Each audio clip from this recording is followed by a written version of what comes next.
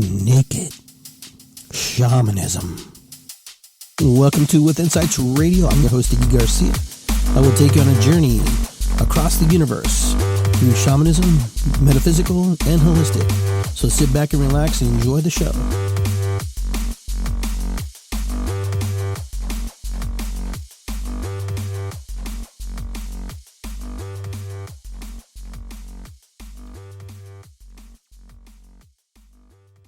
Everybody, to our show here, and hope you can sit back here for about half an hour and just chill with us a little bit. This show is going to be about your shamanic path, your journey. This will be kind of a insight, a touch of becoming shaman, becoming medicine man or woman.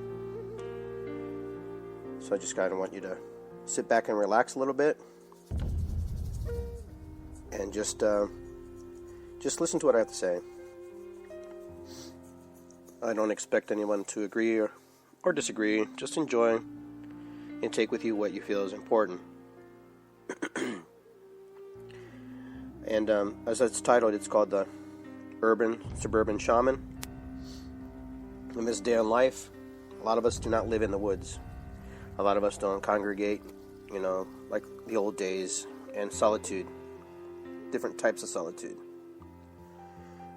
So what I'm going to try to attempt to do over this show is to express that feeling, what it means to be a holy person or a vessel, a facilitator to the world, to yourself, to your friends and family. Things that you find important to you. I do have a slight cold, so I'm kind of fighting that, so I do apologize if you hear a sniffle from time to time. But that's where we're at today. The show is going to be based about how do we live our path, especially in a concrete jungle that we've created as human beings. This concrete jungle that we've created out here sometimes can stifle us, sometimes it can cause us to be feeling a certain way, to act a certain way, to behave a certain way. So it's a challenge. It's a challenge to be a person who is drawn and called, by the Spirit, by the Great Wayaken, by the great, mystery, by God, to do certain types of work. I personally was raised Catholic. I was raised, very parochial style, Roman Catholic. We had our beliefs. We were pretty stuck by them. But I was also raised by medicine people. I was also raised by my mother, my father, and my grandmother, who were very into Native American traditions and different styles and their own styles, their own creations, their own history, lineage. For a while, that was actually was a no-no for when I came to this country as a child. Not that it was a no-no in a sense, but we were trying to fit in. We were trying to be part of the culture, be assimilated, to be one with everybody, and to be accepted, to create a new way of life. But for us, it was normal. It was normal to be that way, to understand, to take an egg and pass it among someone's body and pull out, that the eye, the all-seeing evil eye that sometimes childs get. That's just one example. Putting water on somebody, putting agua florida, which is Florida water, on somebody to, waken them up, to bless them, to revive them. The sacred smokes, the sacred smudges. So I know we were talking about how are you going to be a shaman? How are you going to be a medicine person in this world? Number one, knowing where to even find somebody who does this type of work. And the thing is, the student always finds the teacher, and the teacher always finds the student. So that's the way I always have lived my life. That sometimes the searching is part of the journey, to understand that within that search, within that journey of you searching for your mentor or whoever, there's a lot to see and a lot to explore. Because once you get to that mentor, once you get to that holy person, to that shaman, to that medicine man or woman, they will ask you questions about your journey along the way, what you saw, what you experienced. So, for those of you who are seekers or wanderers and searching, always journal and always record the things that are happening to you, as you're journeying through this world. Come into this place, where you want to come and be able to express what's inside your heart, what is happening to you. Being a shaman, is it a lonely existence? Maybe a long time ago it was. The shamans of today are very different than the shamans of past, but there are some who live that life, that solitary life, and when called upon, they will show up.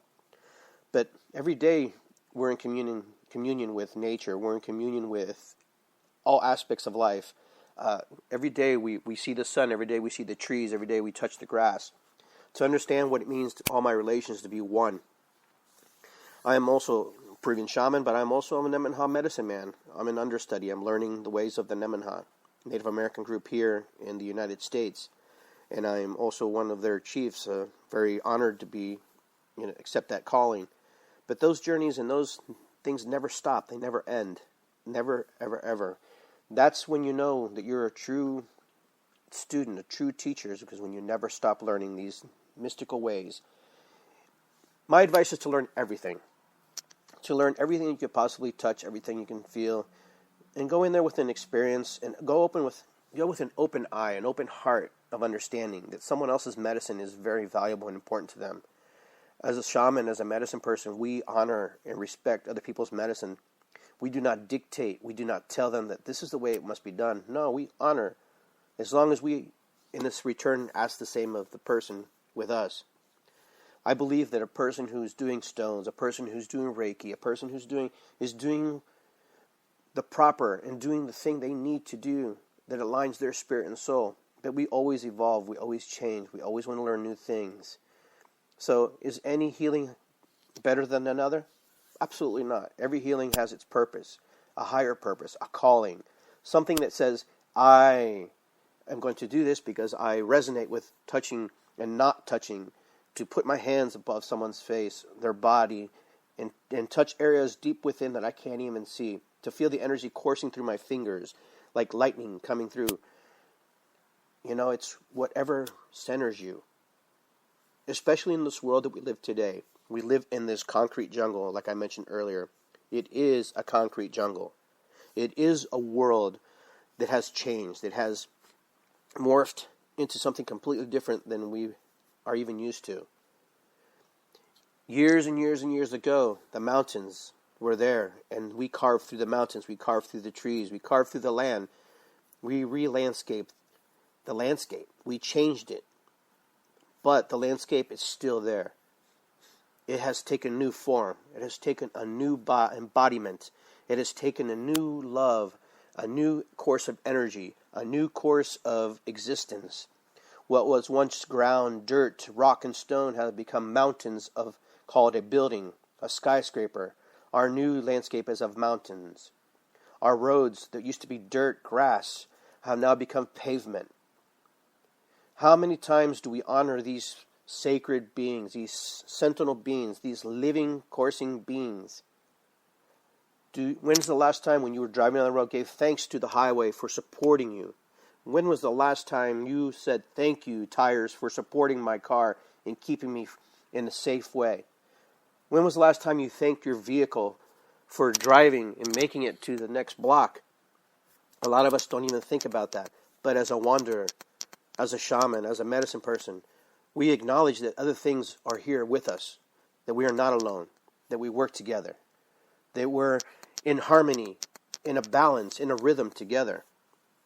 So when you're outside and when you see the things that are normal to you, but what happens is, as human beings, we become so consumed with life and with money and all these things that are important to us at some level. At some level, it's important to us because we feel and we've been conditioned to understand that and to accept that.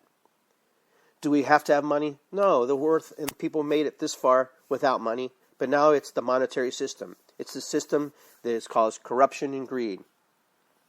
Will it change? Absolutely will change because it can't hold, it can't sustain itself. When will it change? I don't know.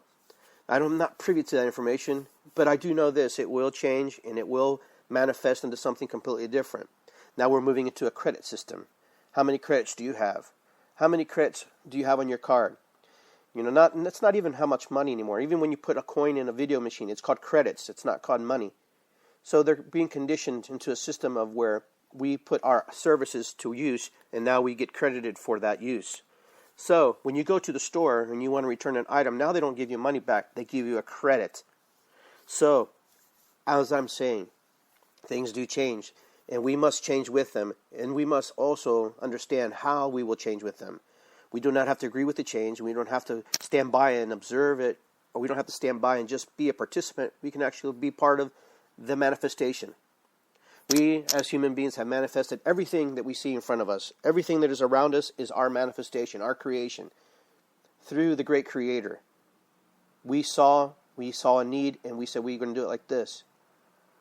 But was this the only way to do it? Absolutely not. It was not the only way to do it. This is the way that was the most easiest and most profitable for a lot of people. But now we have become new shamans. Now the world needs more shamans. We need more urban shamans. We need more suburban shamans.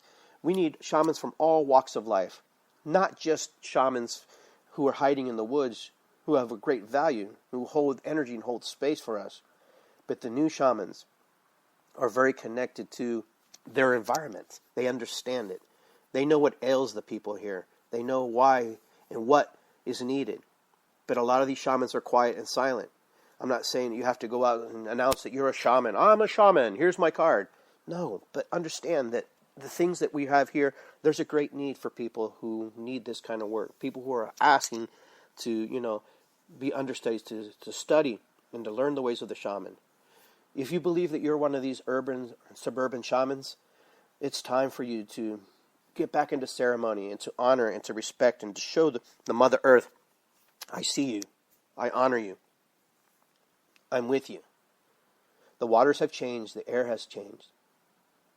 The animals have adapted. The animals have changed.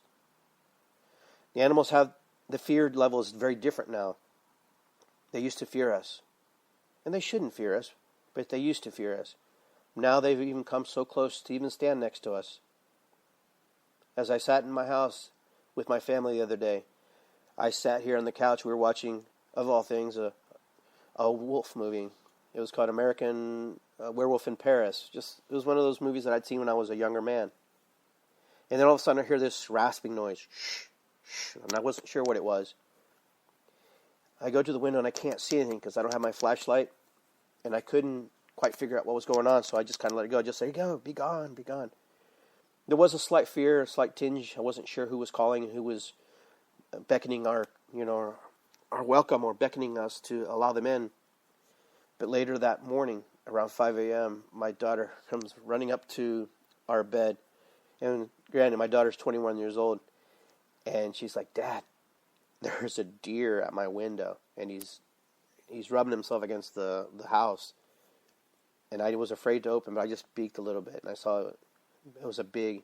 He had taken his antlers and was rubbed them on the little baby apple tree that we had there. So the animals are communicating with you. They're talking to you. Do all the communication, does it all have meaning? Maybe not. Maybe not every single one. But I do believe this. The animals are talking. The animals are saying that things need to change. When it's all said and done, if we self-destruct the human race, the animals will always be here. They will always come back. They will always take over. They will walk the paths that are important to them. So be thankful. I ask you, as students or as friends, as teachers, to come together and to start bringing a resurgence, a revival for peace and love, and to communicate with our brothers and sisters of the animal kingdom who speak to us every day through flight, through burrowing, through galloping, through a roar, through a squaw. It's time. It's time to acknowledge the trees, the grass. Standing 30 minutes out in nature, barefooted, does tremendous healing powers for your body, a cleansing. And I know some people, have their Christian beliefs and different things, but it talks about that we are the domains of this planet.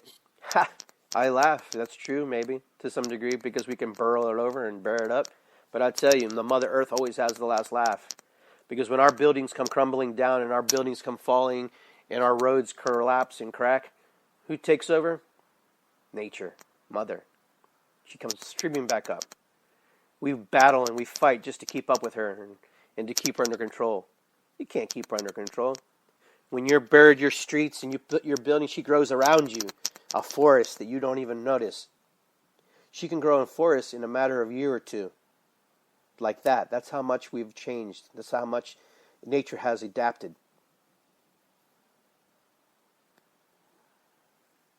So I welcome you to go out into nature. Talk to nature. Experience nature. Nature awaits your calling. If you're in an urban setting, then go and look at your surroundings. Learn your surroundings. See what's new, what's different. What have you not noticed? If you're in a suburban setting, do the same thing. So you see a house, and you see this, and you see that. But look beyond the house. Look beyond the trees. Look beyond. When's the last time you actually listened to the wind blow by your ear? When's the last time you saw the trees moving and waving in the air? I can tell you when it's going to rain. Just by looking at the trees and seeing how fast the leaves move above the tree lines. I don't need to turn on the TV to understand that. There's an innate built system inside of us that understands these things. As people on this planet, we can manifest and create things constantly, every single day. So I asked this question, and as I always do when I'm in the shower, I ask for some type of guidance and some type of direction. And one of the first things is, what ails you and what hails you? What is ailing you? What's keeping you from the life that you should live, the life that you want to live? What hails you? What is calling you to move forth into that light, into that manifestation?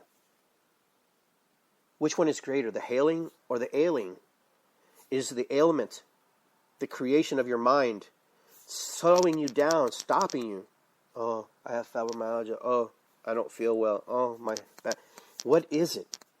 What's holding you back? Oh, I don't have the money. Oh, my dad. Oh, they would disapprove. Ah, la, la, la, la, la, la, la, la, la, ha, la, la, la, la, la. You know, I'm going to tell you, I do know one thing for sure, that all of us have the same ticket to wherever we believe we're going to go. Okay? We all will perish. We will all go back to the earth. We will all return back to the mother. Back to the skies, back to the waters, back to the wind. So why not make the best of it while you're here? Why don't you do the best you can do with the tools that you have? And if the tools that you have in your arsenal that you've lived with all your life aren't serving you, well, it might be time to add more tools and maybe discard some of those old tools and recycle them to the universe. So what ails you? How do you speak to yourself? How do you say, hey, I love you? Is it hard to say I love you? Is it hard to say I love parts of you? Is it difficult? You really have to ask yourself these questions, because you're with you yourself every single day, every moment of your life. For you will listen to yourself in the final decision that you have to make, in the final choice you make. Even if somebody gives you advice, you still have to make the final choice and the final decision towards that advice. So there is no cop-out, because you still, however you're going to experience life, however you want to experience life, it's up to you. How are you willing to experience life? How would you like to experience life? I can't tell you how to do that, but I can tell you this. The choices you make will define you and make you. Now, the choices sometimes we make are wonderful, and sometimes the choices we make are going to be a learning experience. Okay, some people would say they're bad. Maybe they are, maybe they're not. I don't know. I'm not here to judge that. I can't judge that. Because what's bad for one is good for another. So the choices you make, we always have to make choice. You made a choice to listen to this segment. You've made a choice to get up at a certain time. You've made choices to do nothing. You've made choices to do a lot of things. But choices are there. So I ask you, what ails you? Now I ask you, what hails you? What is hailing you? What is calling you? What is that word? What is that feeling inside your body, inside your heart? What is that look? What is that voice when you're sitting there and you're wondering and you're going, wow, I resonate with this. Wow, I get that. I wish I was doing that. Wow, I'm so jealous of that guy, but it's still a calling. It's that screaming.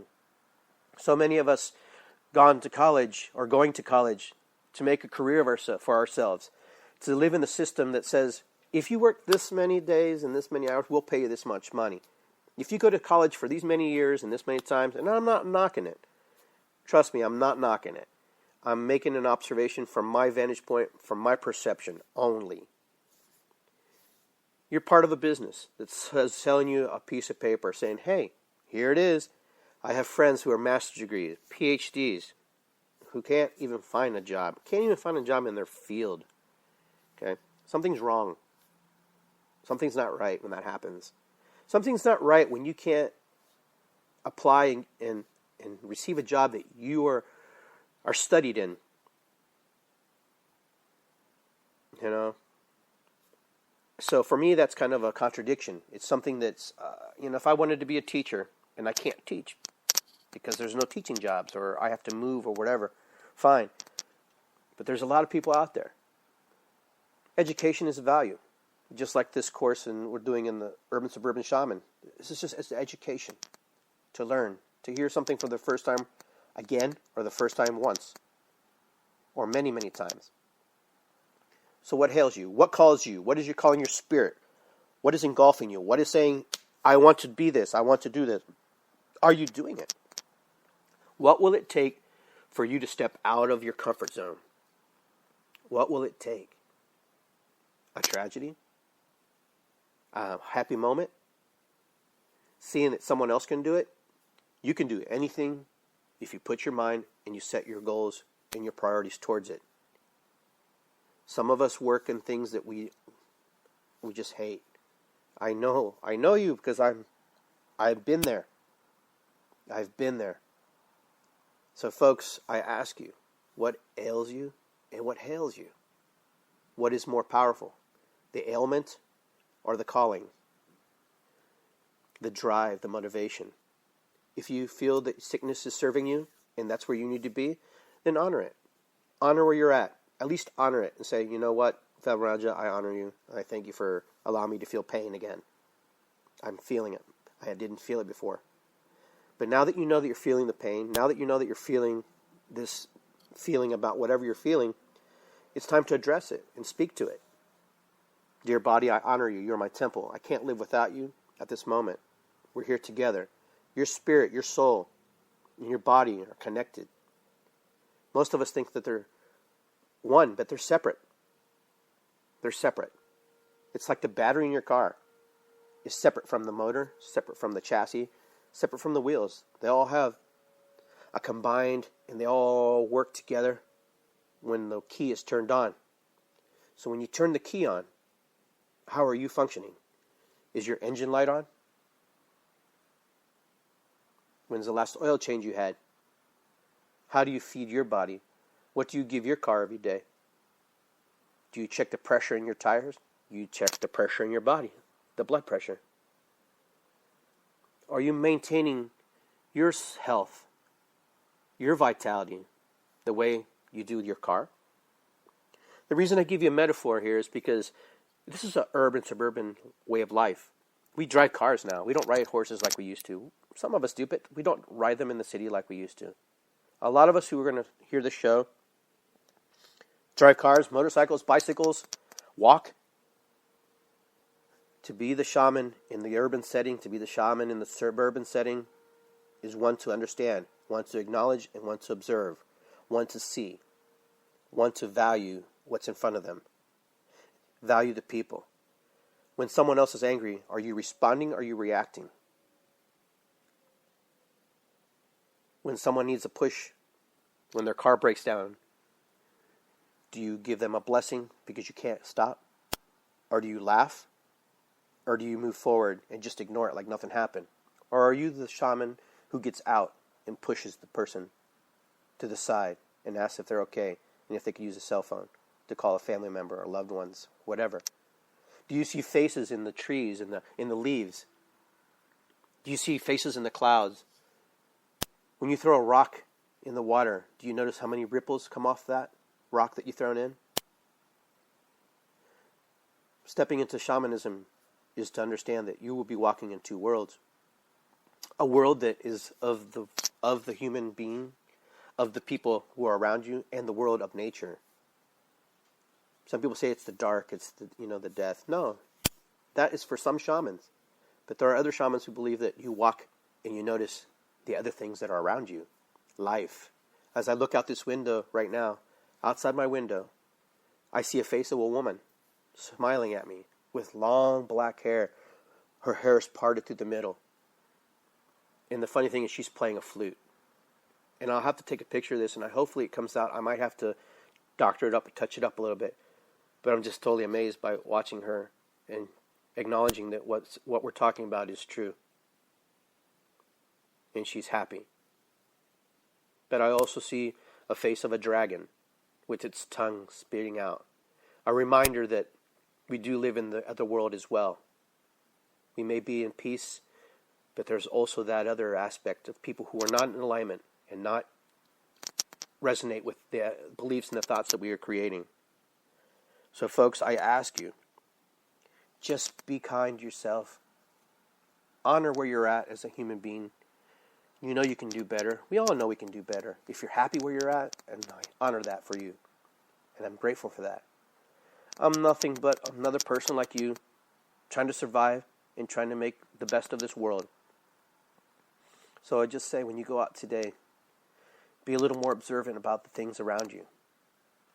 Try to look for things that you've never looked for before. Look down, look up, look all around, turn around. When's the last time you actually got on all fours and touched the ground and saw things from that vantage point? Like our four-legged brothers and sisters. When's the last time you stood like a tree, the standing people, and stood there? When's the last time you just curled up like a ball and acted like the stone people? And just watched the earth rotate for millions and millions of years as a stone. Think of all the energy and all the download information that those rocks hold. They're recorded history, fossils, things that we can't even identify right now. So I want to thank everybody for tuning in to the Urban Suburban Shaman series. I'll be popping in and out. There won't be any set time for it. But when I feel the calling and when I feel the urge to record these messages and share them with you, I will. I'm also on withinsightsradio.com, and that's on the Blog Talk Radio Network on Mondays at 6 p.m. if you want to tune in. I'm also on Facebook at Iggy Garcia, Hoop Watcher. Look for me there. I also have my own website, my own blog site at iggygarcia.com. Visit us there. And I also have my own restaurant. I own Garcia's International Restaurant here in Columbus, Ohio. So come visit us. We have drum circles on Saturdays. We have a good time. And you get to meet other like-minded people. The drum circle is amazing. We share a lot of energy. We share a lot of beliefs. And visit us at nemenha.org as well. Then you can kind of learn about my people, my adopted people, my friends, my family. With that, I want to say thanks to everybody. I hope you enjoyed this topic that we covered today, and I'll talk to you soon.